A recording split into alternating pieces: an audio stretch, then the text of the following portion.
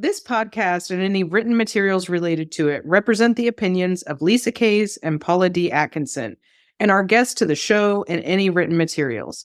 The content here should not be taken as medical advice. It is for informational and educational purposes only, and because each person is so unique, please consult your healthcare professional for any medical questions. In no way does listening, reading, emailing, or interacting on social media with our content establish a doctor-patient relationship.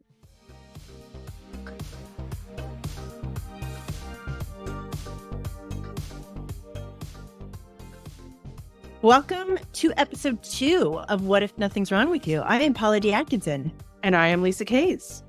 Thanks for coming back. Yeah. Everybody? Yeah. So last time was so great. And so today we're going to dive into diagnoses because I think they're kind of mysterious and nobody knows. And I kind of don't even know why or what we're doing. They're a little subjective at times. Yes.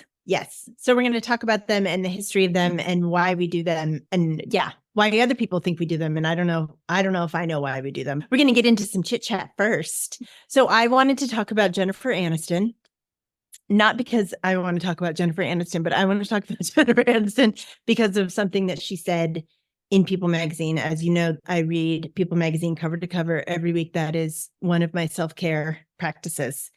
And poor Jennifer, I would never in a million years want to be a woman who was 20-something in the 90s and so now is 50-something in the limelight. That just sounds horrendous. Trying to be on TV in the 90s, I feel like that as a woman, not fun. I don't know. I wonder if they ate at all, ever. I don't think they did. And so she's in People Magazine, and of course they always ask her about her body, and they always ask her about her health, even though she's a 50-something-year-old lady. Like, shut up. And of course she said something deeply offensive, which is, well, it really is just calories in, calories out. At which point I wanted to throw the magazine across the gym that I was in. This is so painful to read. This has been debunked so many times. And I know this is not a body justice podcast, and I had a body justice podcast, and we talked about how calories are imaginary in my body justice podcast, but I need everyone to stop saying this because it is not true, and it's blatantly not true. We all go out in life all day long, and you see people of various body shapes, and they're eating various amounts of food, and their bodies are not a reflection of how your body is not a machine. Also, calories, what the thing that you think calories are, or the numbers on the side of a box, those were created in the late 1800s by a white dude named William Atwater in a basement who burned up flour and burned up oil. And we still use those same counts for calories, even though there were no Ritz crackers or Cheetos in the late 1800s. But apples were grown, just outdoors, not in factory farms, but we still use those same counts. And the digestive process of how many bugs are in your guts are completely different. And some bugs eat all the food, and some bugs make you poop out the food, and that's different in everybody's body. It's such a dumb, silly idea. And the thing I hate most about it is that it is such it supports the white supremacist, patriarchal, capitalistic idea that to have a body that is the right size, it must be earned, and it's just simple math, and anybody can do it if they just work hard enough and if they just dedicate themselves to it. And your body is such a mysterious, wild hunk of nature. It's not something that you can just count like you put gas in your car and you count how many miles per gallon. It's not like that. So are you saying that I took your body justice for professionals course, and yes. So then I taught my son that calories are imaginary and we don't believe in them and they are pretend. Correct. So you're saying I'm not being an anti-science science denier that's what he says now. He's just like, oh, calories aren't real. They're not. And I feel very proud of that. And you're saying that is not an anti-science. No, that is an actually a accurate scientific position. It is a scientific position. They're not real. Your body doesn't know how to count. There's not a goblin in your belly being like 1, 2, 3. Like yes. So I love that. I always say I don't believe in calories. They're not real. Wonderful. Yeah. Great. So thanks, Jennifer, for your input about the science of digestion, but maybe just stick to looking gorgeous and great hair. Maybe it's also fascinating to me when people like Jennifer in it, because she has so many experts probably working on her to say calories in, calories out. I know. I mean, we know she has experts, science, Michael Phelps level training, calculations going on into creating her 50-year-old physique and what she, it's like that part. So what would you say to Jennifer Aniston if she were your client and she was mad at herself because she'd gained 5 pounds and she was like, it's just calories in, calories out. I don't know what I'm like doing the math. I mean, I did have an extra Oreo. Like, how would you treat that? Well, I would try not to be patronizing when I said, oh, sweetheart. It is so much more than that.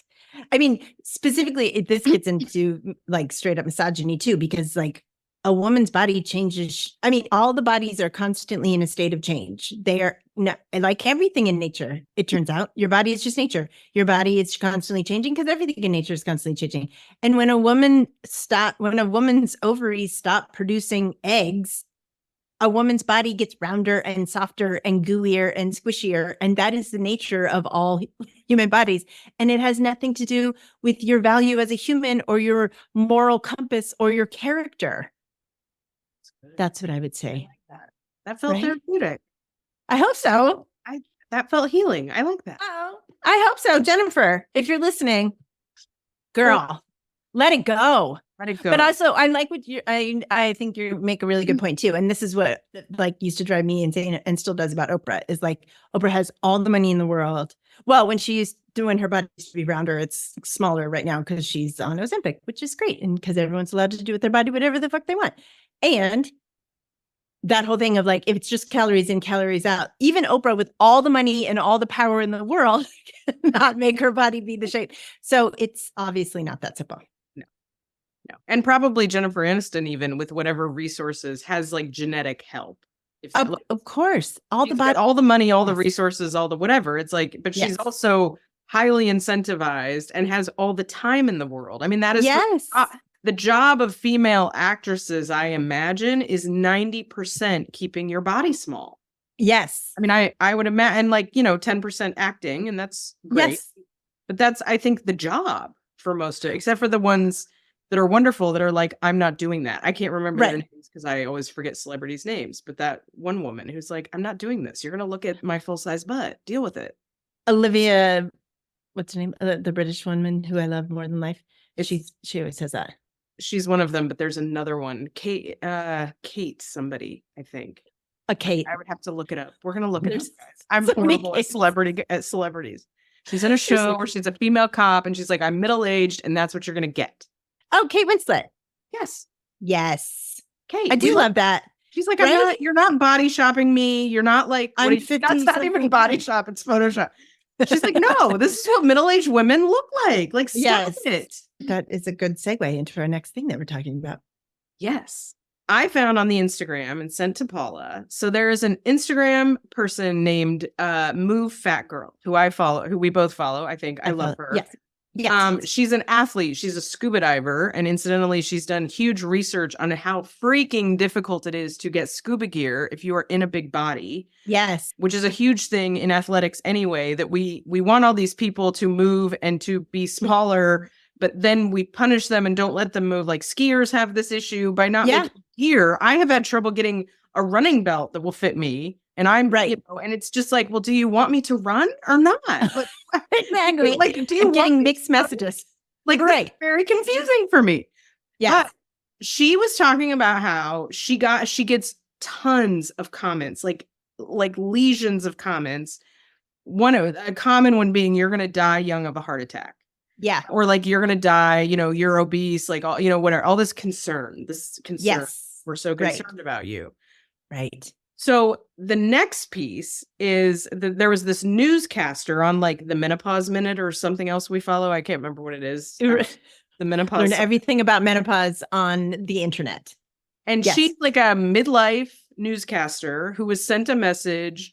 Congratulations on your pregnancy. If you're going to wear old bus driver pants, which by the way, her pants were fine. I looked at them. They were slacks. They were like normal pants. You have to expect emails like this.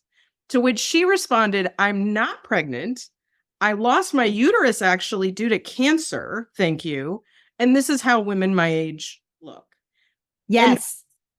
And in addition to just how gross all of this is, like this body policing, the constant need to make comment. I mean, what is the rule that if somebody can't fix something in 30 seconds, do not talk about it? Like if I have spinach in my teeth, tell me. But otherwise, what is actually true and what they were talking is that these kinds of comments are what will actually kill them more than the obesity. Like the data and the research on what happens to minority and like stigmatized populations in the United States, anywhere. Yes. The chronic comments like oppression and marginalization. It's called weathering. It causes systemic inflammation in the body, which we now know. The data I looked at is on race because that's what I present on and talk about. Black women are 7 years older biologically than the white women that are the same in every other way because of racial, I don't even like to call them microaggressions, like huge aggression. It's just aggression. Yes. There is a 30, Gabor Mate in the myth of normal. Yeah. A 30-year change in your lifespan if you encounter racism and this chronic kind of insults. And he talked about like, because we all know Black people have a higher rate of hypertension. Obese people often have a higher rate of hypertension. Yep. We all want to talk about how that's because they're obese, but we must wonder, is it because of this inflammation? Because he talks about how hyper is too much of anything. Yes. He's like, racially, people have more hypertension if they are not white because they are constantly insulted and racialized and harmed psychologically. Yes. And it's like, I don't think people understand. It's like, if you're concerned about someone's weight, the best thing you can do for their health is to shut the fuck up about it. They don't need your commentary. And so anyway, we just wanted to say that because it makes me very angry that people don't understand how much harm words do. Words and actions are harmful to people. And so if there is any truth to a disparity in death rate in around body shape, it is due to medical negligence and chronic dehumanization and abuse. If you want to follow some hella rad people who are in a constant state of proving that it is not calories in, calories out, and they love to move their bodies, not that a fat person has to be an athlete in order to apologize for being fat, because that is not a requirement. But in terms of people who are in marginalized bodies and are moving them in ways that are impressive and are constantly being abused online, because even though they're doing the thing that we are told that fat people should do in order to apologize for their existence, they're still being abused and they're still being told, like, move fat girl, that you're doing it wrong and you're going to die. So LaToya Shante Snell is amazing. She's on Instagram. Myrna Valerio, who I love, and she runs ultra marathons. She runs like 100 miles in a day. I don't even know what that means. Let me tell you, I used to train for I did a marathon once. You did? I used to run half marathons for years. I didn't know that. I was a runner. The amount you have to eat. Oh, I know. To not pass out. To just exist when you were running that kind of mileage. And I was doing a third of that. All you do is eat. All you do is think about eating. You don't have time to eat. All the you want to eat. Because like this idea again of like, it's like, right. It's bold. Yeah. It's insane. And Martinez Evans, who is the 300-pound runner or 300 pounds in running, I think he is on Instagram, and he was on the cover of Runner's Magazine, which is so great. But yeah, that is insane.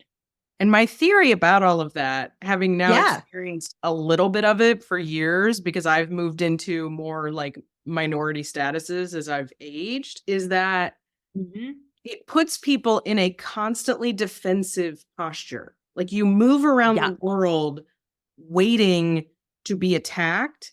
And Yeah. and so even if someone doesn't, even if someone is surprisingly nice, you are Right. constantly in Surprisingly nice. a constricted defensive posture that I think creates hypertension, like inflammation. It's constant stress because you don't know where the attack is going to come from. It's like it creates hypervigilance, which again, back to diagnoses, like we want to pretend it's like a symptom from within when it is an interactive always system with the world. It's not exactly. good. It's Yes. So neither Paula and I saw 2024 going in a direction where we would have a podcast where 2 episodes in a row we would talk about Taylor Swift. We are not Taylor Swift people. No. I'm not against her. I just I don't get it. We're too old. We're old. I think that's right. I am not her demographic. We didn't see this coming. No. But however, here we go. So I don't know, Paul, if you remember, we talked once about Dolly Parton, and we were saying, like, I'm not sure she's human, like, no, of this earth. Like, it feels like she's like a bigger, and I said, I think, like, I'm not sure Taylor Swift is. This is when the Eras tour was going on in the US, and I was like, I'm not sure she is. I don't know who really she is, but I feel like she may not be either. Yeah, I think she's an alien. Like, I mean, Beyonce is not of this earth, but yes, right. I think that, Or Paula, is she a psychic witch? She might be. I hope so. I say this because, and this story did appear in October. I just saw it. I don't know why. But a failed Georgia governor candidate, Candace Taylor. And I find it funny that her name is Candace Taylor because also it reminds me of Katniss. I don't know. I'm just, if one is an energy weird, it's like they have the same I don't know. Obsessed. Last name Taylor. Anyway, accused Taylor Swift of witchcraft, which was a headline that caught my attention. Obsessed. Because, so I had started thinking as my sons got into Taylor Swift, I listened to a lot of her songs and I was like, I think she's psychic because she has a song called Endgame, which if you watch the concert show looks like a football-y. I mean, the Endgame is clearly football driven. Oh, okay. Dating a football player, right? It came out in 2017. So I was like, so first I thought that's like the PR scam. They set it up. And now I'm kind of like, this relationship seems real. Is she possibly legitimately psychic? Great. Then I was listening to songs and I was thinking a couple weeks ago, she talks about being a witch in a lot of her songs. And, and like so anyway, so that's part of why she's being accused of, she's, I think, joking. I think she's kidding. But the world seems to be taking her very seriously. The reason I wanted to bring this up is when we look at why women get accused of witchcraft. Yes. And what to be clear, I think she's a psychic witch, and I think we mean that as a compliment. Like 1,000%. Yeah, that's a compliment. Yeah. I don't think the MAGA people think it's a compliment. Sure. They are very concerned. A priest or an exorcist has actually come out and given comment that it's very dangerous to go to her concerts because she's doing satanic rituals.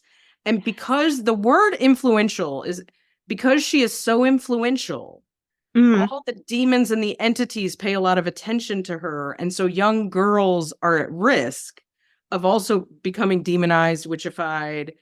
And so it resonates with this idea that the more influence a woman has, she becomes we want to make her dangerous and very Well, she is dangerous and scary to the status quo. She is, right? Like it reminds me of like when Ram Dass and Timothy Leary would talk about would talk about like LSD and psilocybin and everything, it was very dangerous to them because if you did a lot of if you did a lot of ketamine and everything, you might drop out and you might not participate in capitalism and you might not participate in white supremacy and you might not participate in the idea that you should be and could be earning whatever you deserve, right? That like people need to earn water, shelter, food. You might, if you do enough shrooms. So it's, yeah, she is dangerous because she's like, maybe I can just be anything and do anything. And maybe I can convince your young daughters that they too can do anything. So she is quite dangerous. Get it, Taylor. And it turns out, Paula, that so I did some research today on the Salem witch trials because I had to know. Yeah. Witchy, like what made someone a witch. And yeah. One of the criteria is actually having so much money that you don't need a man, that you could, in essence, drop out. You cannot be owned by capitalism because you have so much. But there is also a very Barbiness about is that if you have too much money, you're a witch. But also if you were poor, you were a witch. Yes. You were annoying people with your poorness, you were a witch. But also if you had so much money, you didn't need a man. They were gonna. You were a witch. You were a witch. So in that way, she's witchy. I mean, she doesn't need anyone. She doesn't. Which I think is part of what drives people nuts at the football games, because a football wife, not supposed to have her own thing. Like, right. I think the prototypical football wife is like, oh, my husband, and they don't have their own thing. And she's like, dude, I out earned this guy in 5 minutes on my tour. Like, he's like a pauper compared to her. That's awesome. He is. I mean, her Eras tour in Seattle, like it created an earthquake. Like she is a witch. She created an earthquake. An airplane descended in Argentina as she sang something related. I don't know the song. Like, are you going to fly the planes down or up? A plane descended, and oh my God, that was witchy. So the other. That come up around, which I found, so I themed them out, but like, so you're a witch if you're too old, you're a witch if you're too young, obviously. Right. So women just they can't get it right, ever. Like, and I think that's, clearly.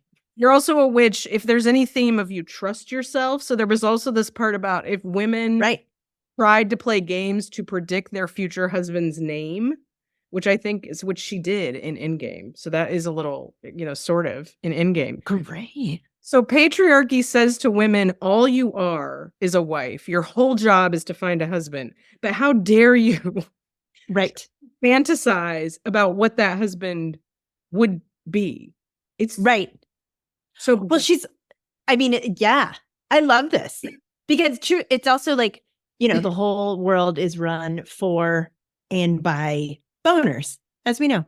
And so I love that she is a witch because I think she provides boners. I don't know. She's not hot to me, but I think she does. But she also doesn't care about your boner. And nothing is worse than a witch who makes me have a boner, but then isn't mesmerized by my boner. What am I going to do with that? Does not have time for it. Is not just like whatever. And that's the other theme is women who were not having children, serving, did not have enough children, or were living next door to infertile people also, because then you were witching their children away. Oh. So there's no way to get it right. And she doesn't have children yet. She might still, we don't know. But like, I mean, she's just not serving anybody but her, which is very witchy. She's like, remember what Cher said when Cher's mom was like, you need a rich husband? And Cher was like, Mom, I am a rich husband. I am a rich man. Yes. But Cher's totally a witch. She's totally a witch. So I decided, because we're going into diagnosis, that, witch's diagnosis back then. It was a diagnosis they treated with stoning. And burning and drowning. Treatment plan. Not very healing, in my opinion. The other interesting thing I learned is that it came at a time of huge strife, division, xenophobia. I was like, oh, that's interesting. We need scapegoats and witches with what we're going through right now. Right. And women are always responsible for men's behavior. So it's always the women's fault. Yeah. Yes. But I think it's just a way that the patriarchy diagnoses women as powerful. And so, of course, so I think whenever as a group therapist, I think what I wanted to say is anytime you see a woman being like scapegoated, criticized in a small group, a big group, we want to get really skeptical. I mean, there are women that suck and that, that happens. That's fine. Totally. We want to really like look at the data and be like, are Yes. they really doing something wrong or are they just powerful? Because the tool of like narcissistic abuse, the tool is to, if you can't take down the person, which we can't, you can't take her down. She's like, you make fun of me, I'll make a song about it and make $1 million. And I so love those. then take down their reputation or you try. Yeah. So I think just knowing that process, you don't have to like Taylor Swift, but I think it's a helpful process to be aware of that people like to do to powerful women. I think the likeliness to Dolly Parton is that they try to do it to Dolly Parton. Dolly Parton's a little bit more charming in the sense of like making sure that everybody, Taylor's less interested in making sure that MAGA men, incels love her. Dolly Parton needed to be because she was born in 1946, so she had to be. But it's very similar in that, like, if you make fun of me, like all of her quick, like, well, I know I'm not stupid and I know I'm not blonde, right? Like it's very similar. I will be powerful, but you will also like me, which is even more powerful. Taylor just owns the rage more. Yeah. Dolly did it with all lightness and humor and like, but it's the same Southern charm. Yeah. Game. Yeah. And the wish to dismantle that. Yeah. Is, I think with Taylor, it's stronger because of her rage and her like, I don't care.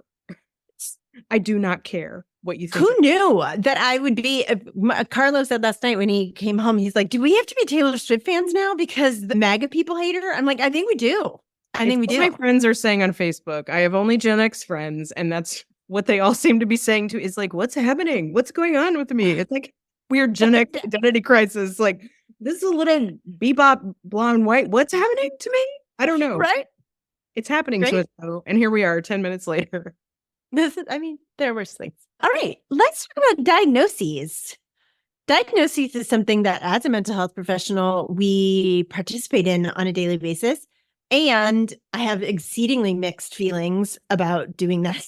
And I have exceedingly probably controversial feelings about diagnoses as they exist and how to diagnose a human with a mental health disorder and how they're diagnosed and to whom they're mostly diagnosed to. Did you know, Lisa, that fat people are way more likely to be diagnosed with a more severe mental illness than a thin person? Because a thin person obviously has done all this work to keep their body the correct size. Therefore, there's no way in hell they could have a mental health diagnosis, right? So there's so much bias in how and to whom they are diagnosed. And so we're going to talk about our relationship with it. And that racially, that plays, oh my God. I mean, like Black Americans are more likely to be overdiagnosed with certain things, underdiagnosed with other things. Like it's never kind of they're either going to get undercared for or overcared for or pitted into certain diagnoses in statistically far higher numbers. Yeah. I mean, it's yeah. And so I guess I just wanted to say that like the idea that you can diagnose somebody with a specific mental health thing is a very, very, very, very, very, very, very new concept. This is not what humans have been doing for a long time. And I'm going to talk about like physical health, right? So when medical science was advancing, if that's what we're going to call it, then mental health came in there too, right? And so you cannot talk about diagnosing mental issues without thinking about the fact that it was invented by the same white dudes who were inventing all of the medical diagnoses. And we think it's the same. We think that in the same way that if I fall and I break my thumb is broken because I did a thing and it's my fault and it is individual to me and nobody else's thumb is broken and therefore it can be diagnosed and it can be fixed. We attempt to diagnose mental health in the same way that it is an individual issue. You must have done something wrong and that's why you are having this mental health diagnosis, and you can fix it if you do the right thing. If you get a prognosis and you get a treatment plan, you can fix the thing. And that's not how it works at all. And because usually it's that your brain chemicals are messed up, but Correct. nobody can trace how the medications help the brain chemicals. And the more we learn about it, like none of the medication science, I mean, some of them do work. And if you are on medication, keep taking it. But like nobody understands the mechanism by which they work. And the interactions, the idea that it's independent from the interaction around you, is wild. It's wild. It's wild. So just a quick history. So the idea of mental health disorders and like labeling them and diagnosing them, this all started in the 1800s. Again, at the same time, and this is all Eurocentric. This is all the British. This is all colonialism. This is all white men. So not to say that this is all bad, but I just need that to be explicit because this was not happening anywhere else. But this in the 1800s, the Germans and the British were starting to classify these specific things equal this. In the same way they were doing that for medical things, they were doing this for mental things. And then the first time that the DSM, which perhaps you have heard people talk about, the Diagnostic Statistical Manual, and that's what we as mental health professionals are supposed to use when we diagnose you with something so that you can get money from insurance companies. That the first one of those was in 1952. So the first one was called the Statistical Manual for the Use of Institutions for the Insane. So not a super politically correct way to say it, not a super compassionate way to say it. That was published in 1917 by the Committee on Statistics of the American Medico-Psychological Association, which later became the APA, the American Psychiatric Association. And then in 1952, the first DSM as we know it, the Diagnostic Statistical Manual. And the first one was relatively small. There were only 102 diagnostic categories, and they were all based on Freud. All of it was Freudian. And when you think about it, that's 1952. Yeah, that's not that long ago. Like my mom was born in 1956. Like that's not very long ago. So again, we have not been doing this or trying to do this for a very long time. No. And then we've had several of them. I'm not going to go into the whole history of it. The number 4, so now we're on number 5. DSM number 4 was the first time they kind of split up the categories. So there's Axis 1 diagnoses. Those are the clinical syndromes. There's Axis 2. These are personality disorders and developmental disorders. Like if somebody, has mental disabilities. Axis 3 is medical conditions. Axis 4, psychosocial and environmental issues. So at least they had a little bit of that. I feel like that's the year 2000. That's only 24 years ago where they were like, what if the environment has something to do? In your social work training, yes, which focus was ever put on Axis 4? Like when you were doing treatment plans, when you were like filling it out for the exams, and when we were getting tested, which of the axes mattered? Well, mostly Axis 1, Axis 2, Axis 3. However, but I realized that this was not typical. The social work school that I went to was very big on the Axis 4, was very big on environmental factors and stuff. But it was New York City and it was Hunter College and it was very hip and not hippie, like exceedingly social justice factor. But like once I got out and I came back to DC, and everybody else who was getting out of social work school, mostly at Catholic University, didn't have any of that. I was like, what is happening? I felt like such a fish out of water. It was, and we definitely learned about like person and environment, but it was sort of like throwaway. And I feel like when I did my treatment planning, when I did all they weren't really great. It's like, oh, that's sort of this throwaway category. And like met doing addiction work, which is probably the most environment dependent work you can do potentially, or at least one of them. And like how often were we able within the work we were doing to shift an environment, change an environment, figure out how to get a patient into a better environment? That 0 was times. Like there was just no way to do that usually. And it wasn't focused on like never patients and the patient's will. Yes. was the focus. And I was always like, I feel like if the living situation, like, I don't think I can do anything until I change the Right. living situation, which rarely can you Right. do. Exactly. Right. And as you and I will talk about, right, the history of poverty, the history of abuse, the history of, all of so many things. Yes, absolutely. So that's a little bit of the history. Oh, I wanted to say, so now we're on DSM-5, which is the latest one. The latest one was 2013. Like, it's kind of far. It's been a while, you guys. These are some of the things that were just a decade ago seen as like, hey, maybe this might be something we can think about. Subsets of autism spectrum disorder. So it used to just be like, you have autism. Also, that in my field, there used to never be any distinction for binge eating disorder. It was only, the only people who were suffering were people who were barfing or starving. The people who were just fat and couldn't stop eating just needed to get their shit together. That was not an actual diagnosis. So even though I don't even believe in the categories, because people who starve binge and people who binge starve, and there's the distinctions are completely imaginary. The fact that 10 years ago, somebody was like, I think maybe the people who are overeating, which is even not a concept I believe in, might also have, some mental stuff going on. They maybe not just be like lazy dipshits who can't stop eating. Like, maybe there's like compulsion or like something, yes, like under that they might need some help with, and exactly all over. Wow.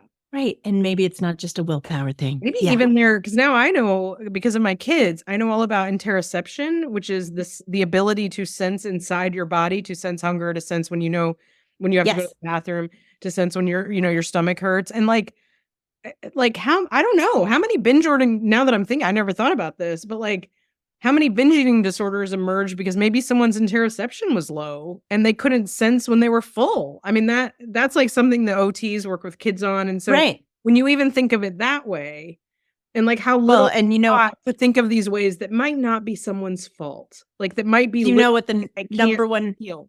Yes. And what the number one reason why somebody might have a broken or quiet interoception is they were put on a diet when they were 12. They starved. Starving seriously shuts down the starving shuts down the interoception, because your body's like, well, she's not listening. I'm going to stop sending hunger signals. Yes. If you go, if you put a child on a diet. Yeah. Well, and I think about, now I'm even thinking about that from the perspective, because my children were premature, they were super tiny, and they had trouble eating. So they were, but my youngest actually was in the NICU and was starved because of a treat like they had for whatever he was dealing with RSV, and it was like part of the diagnosis. It was horrible to watch. But both of them had feeding challenges as infants. And then learn. See? So, which is the theme of our whole segment on diagnosis is it's not your fault. And maybe there's nothing wrong with you. What if nothing's wrong with you? What if? Just what if? That's what we're coming back to. And do we want to talk about, because I'm thinking about the 1950s. I had never put that together, that we started giving these diagnoses in the 1950s. One of the most highly conformist times in American society, where like, the fences, the boxes, everybody's going into their own little post-World War II, mowing our yard in unison. And so that's very interesting, because so many, maybe we should talk about some of the old diagnoses that, around, because, hysteria for women was, I think, from what I understand, primarily a woman not wanting to like be a wife and mother, sometimes for like 10 minutes. Like, I'm tired. Could I have a week off? And it's like, no, you have hysteria. We have to give you shock therapy and like get you back to functioning. Like, so many of these diagnoses are about getting people back to functioning under capitalism, and particularly getting mothers back to functioning when they are depressed because they have postpartum and they're home alone and everything is overwhelming and they're isolated, yada, yada, yada. Yes. All of these diagnoses are basically, you are not performing white supremacist, capitalist, patriarchal duties. And all the medicines and treatments are designed not to actually heal you or get you feeling good, but to get you functional in that way. One of the first ones, which is fun, being slaves wanting to be free from slavery. That was a mental health called drapetomania. That Wait, seems say it again. What was it called? Drapetomania was Wow. the mental illness given to slaves who wanted to be free from slavery, which to me sounds quite sane. Like, Right? How dare they? I How mean, fascinating. but we diagnosed people with that for quite a while. Yeah. People being gay was a mental illness. Yes. When did we eliminate that one? Was that in the 70s? I think that was number 4. It was more recently than we want to. Than we want to admit. We Exactly. decided that was not a mental health disorder. And although conversion therapy is still practiced in many states. more than we want it to be. And then currently you can be diagnosed newly, this is modern, with bereavement. This is modern. So disorder. Don't be sad if anyone that you love dies, because we don't have time for that.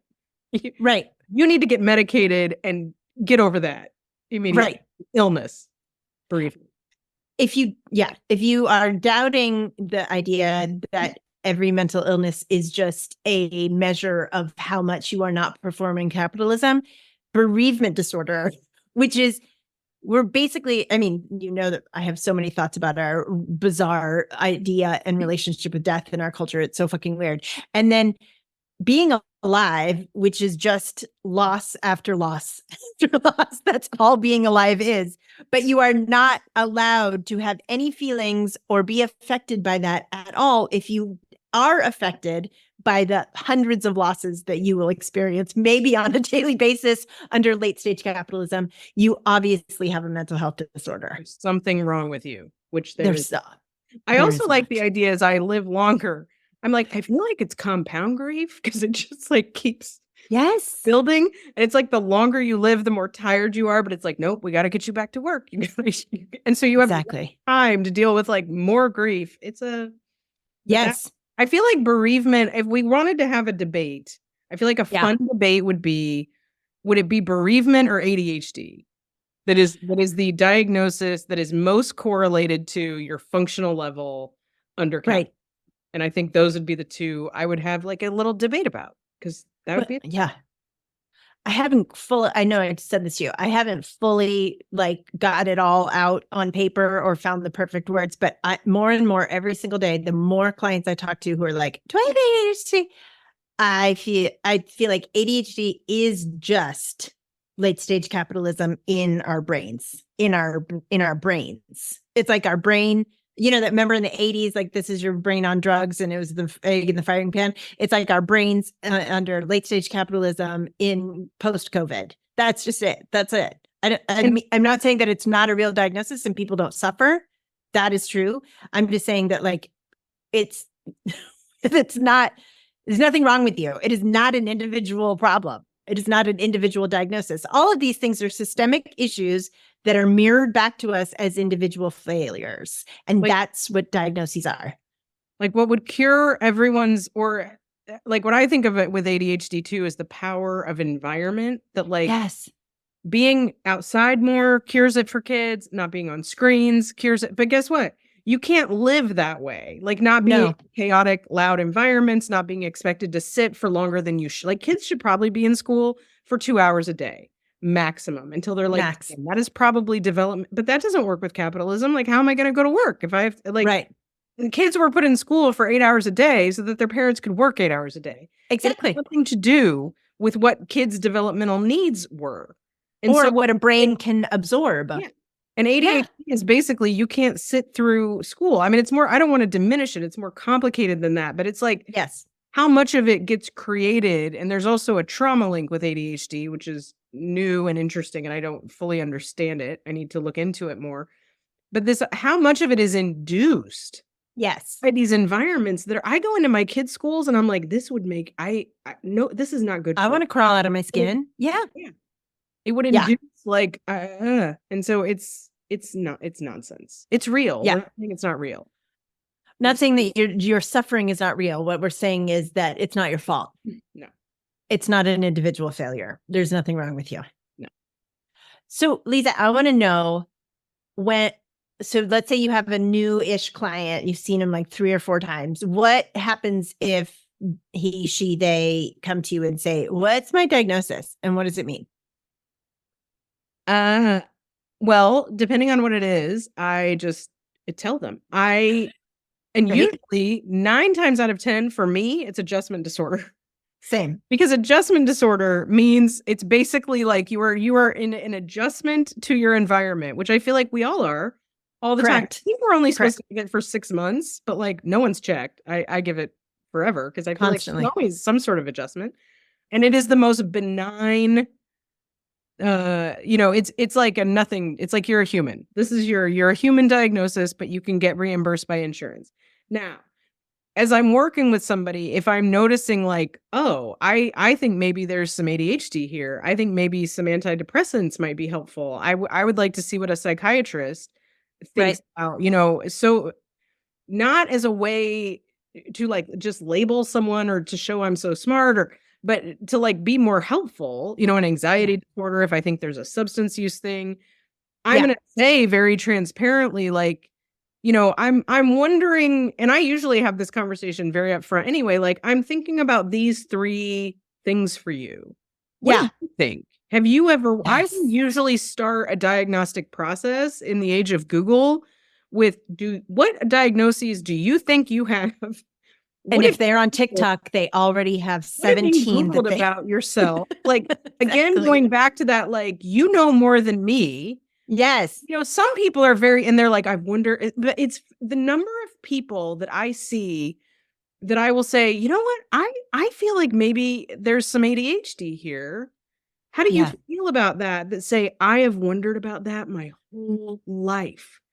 And they have been Awesome. told either like, no, you don't. You're, this Well, kind if of they're female identifying, they're like, no, look, you got straight A's. You're fine. Yeah. yeah, we're like, you're lazy, you're not trying, just try Right. harder. But the number of times about depression, that I say a diagnosis and someone will be like, I've always wondered. Yes. Like either they've been in therapy and no one has told them, or people are often not educated about medications, it's so sad to me how often I hear that. And it's like they could have been treated years, sometimes decades before, Right. but something got in the way. Either sometimes people I think are afraid to be labeled, but the number of times it's like, and that's why there's this paradox, right? Because we're kind of saying like diagnoses are BS, like they don't mean anything. Also, They are. diagnoses are the most important thing ever. Like Right. they're life changing. And both things are very true. important and they're nonsense. And I don't know how Yeah. both those things are true, but like people's lives change if you can get the diagnosis right. Well, because I think it actually is precisely what we're saying, because I think we are so individualism has brainwashed us all to believe that we should be able to do everything all the time. And if we just tried hard enough, we would be able to do everything and be healthy and be all the things all the time. And so we carry that around, right? And so a diagnosis, and this is what I wanted to say, like, unless a diagnosis feels good and loving and like, oh, that gives me insight into my entire internal experience of being alive on this planet, then like reject it. If it makes you anxious, if it makes you sad, if it makes you feel ashamed of yourself, it is not the correct diagnosis, because as Lisa and I are saying, you know more than this dipshit in front of you, me often being the dipshit. Like, I don't know, you know. And that was my experience. And that is the experience of a lot of my clients. When I say, like, when I was in rehab and everybody kept saying I was depressed. I mean, I was depressed because I hadn't eaten a fucking solid food in 5 years, but like I had one psychiatrist was like, you don't have depression, you have severe anxiety. And I was like, oh my God, I have anxiety. Like, yeah, like the birds took flight and the planets aligned. And I was like, oh my God, yes. And that's how it should feel. So everything you're saying, Lisa, of like somebody being like, I've always wondered about that. That's how it should feel. That's how, I don't like using the word should, but that's how I want it to feel. If a diagnosis feels good in your body, then that's great. And if it doesn't, right. If it doesn't, and people will say to me like, no, it's not ADHD, it's anxiety. And I'll be like, great. okay. And I might, because you and I refer to the same medical person whose name we will not give away because she's full and we love her. And But she's perfect. I will sometimes whisper to that person, could you see them? And maybe you might want to think about trying them on, Wellbutrin, which is one of the meds, which has a little bit of a stimulant effect. Like if I'm still Yes. like, I think maybe. but I'm not going to like browbeat you and be like, you have to believe you have ADHD. But I, you know, kind of like I'll figure out how to make that. And I'm often one of the ways I often will diagnose people is because I know they're going to go home and Google it. I mean, we know, Of course. Yeah, in- yeah, yeah. when I use terms like, you know, I think you come from a family with a lot of narcissistic abuse. I mean, I don't necessarily have to buy into kind of these terms, which I think can be helpful and not helpful, but I am giving you a term I know you're going to Google. And Right. I'm 90% sure you're going to feel like, oh, like This makes like sense. you are going to get relief. You are not going to feel like, oh, she thinks Yes. I'm crazy. And she think like I'm sending Right. you information that I think is going to be very validating and make you be like, oh my God, it's not just me. This makes sense. Like, that's what I Exactly. want people to feel. And so I Right. will use words that I know they're gonna put into TikTok. Exactly. And we'll Probably get them. while driving. They Yeah, I won't don't Google want it. them Yes. to feel isolated. I don't want them to feel like there's something wrong with me. I want them to feel like, oh my God, there's other people and it's not just me and it's not my fault. Right. That's what I Right. want them to experience. This is the theme of this whole podcast. There's nothing wrong with you. It's not your fault. And you know more than any mental health professional. So if somebody's like, well, I think you have schizophrenic disorder, and you're like, well, I don't think so, then you know more than that person does. Always, always, always, always. Yeah. Yeah. So they're just a tool, and it's also just words to point out, you know, me and my energy, witchcraft, vibrational language. I sometimes with clients, I'll be like, I think you have general anxiety disorder. And then other times I'll say it vibrationally but it's all the same shit. But these are the words that are used in our system currently. And if it feels good and it fits and it gives you some insight into like your entire experience, that's the only thing it's for. We just want like, I will never give a diagnosis without some sort of intuitive sense of what it's going to mean to someone. Yeah. Know you well enough to know that.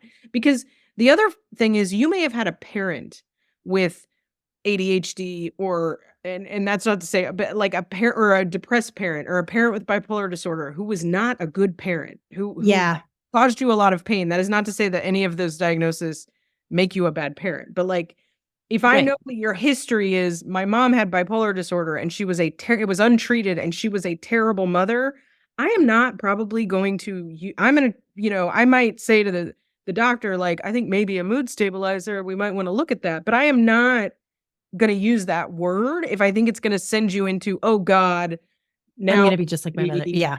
My mother. Like, so sometimes you trip on that wire and you don't know, but I want to know you before I give you a lot of words that I want to know what it's going to mean, because diagnoses are subjective and they have meaning. Yes. And we're trying to get the meaning to be healing. Yes. I'm also not going to diagnose you with something without some sort of plan. Like, you know, I'm telling you this and this is what we can do. I'm not probably going to say, you know, the access to diagnoses are so hard because it's sort of, they're viewed. I don't actually believe this all the time. They're viewed as stable. They can't be changed. I don't. Right. They can't be healed. I've seen it change. And there's a hopelessness. And I'm not going to give you a hopeless, like, well, this is who you are. Everybody's going to hate you forever. Right. Your life will be hard and difficult. Yeah. Goodbye. Why would I do that? That's not. Yeah. So we're curious. Lisa and I are curious about how this resonates with all of you.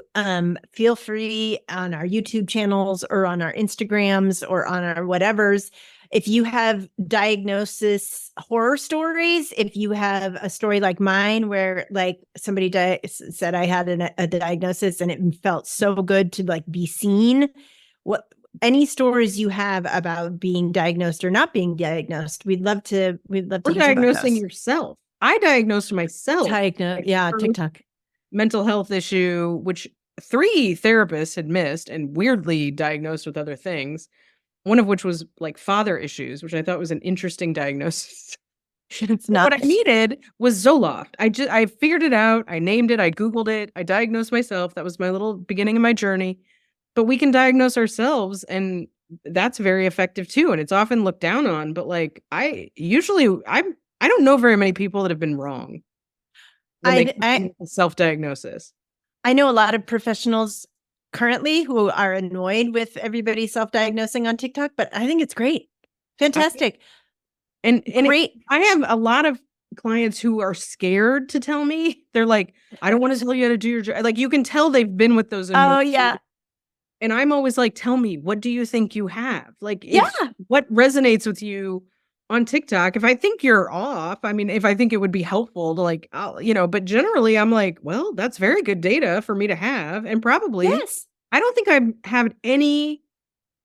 know that I've had any clients be wrong. I've never had a client be wrong. I mean, I've had a client who I'm like, oh, that's interesting information. Let's also think about this piece. But I've never been like, no. Yeah, there's no part of that. Right. I'm rejecting all of your insight about your internal lived experience. Yeah. No, of course not. Of course. And if a therapist does that to you, don't keep going to that therapist. I will also say, I wanted to say, you have my favorite diagnosis, which you used to use in the addictions clinic, when you would diagnose everyone as clinically adorable. Which was always my favorite diagnosis. She would just not use the diagnostic language. She's like, this client is clinically adorable. He needs a lot of sober friends. He's very funny. I love him. I'm going to try to get him some friends. I don't think it's going to be hard. Yeah, that's it. Oh my God, I forgot about that. That is like my intense Aquarius nature that I cannot participate in any sort of rules or rigid diagnoses. Yeah. I forgot I used to diagnose people as clinically adorable. That was like your only diagnosis you would ever get. You were like, oh, he's clinically adorable. Just everyone is clinically adorable. As we know, everyone's clinically adorable, everyone's gay, and everyone's hot. That's what I think about everybody. We should get a t-shirt. This is clinically adorable. I forgot about that. Oh my God, that's amazing. I believe you forgot that. I figured you still used it. It's stuck. I didn't.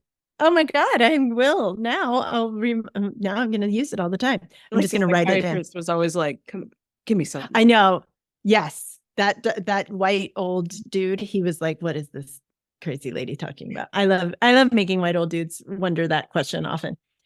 Well, thanks for listening, everybody. I hope this resonated with y'all. And again, if you have any diagnoses, questions, or stories, Lisa and I want to hear about them. Or if you want to run your symptoms by us, we'll take a stab. Sure. I feel like TikTok is got the corner market on that. I don't think anybody needs us. I think giving vibrational diagnoses, people might find funny. I will give vibrational diagnoses. Absolutely. Yes. All right, everyone. Thanks for listening. You've listened to episode 2 of What If Nothing's Wrong with You. We'll see you next time.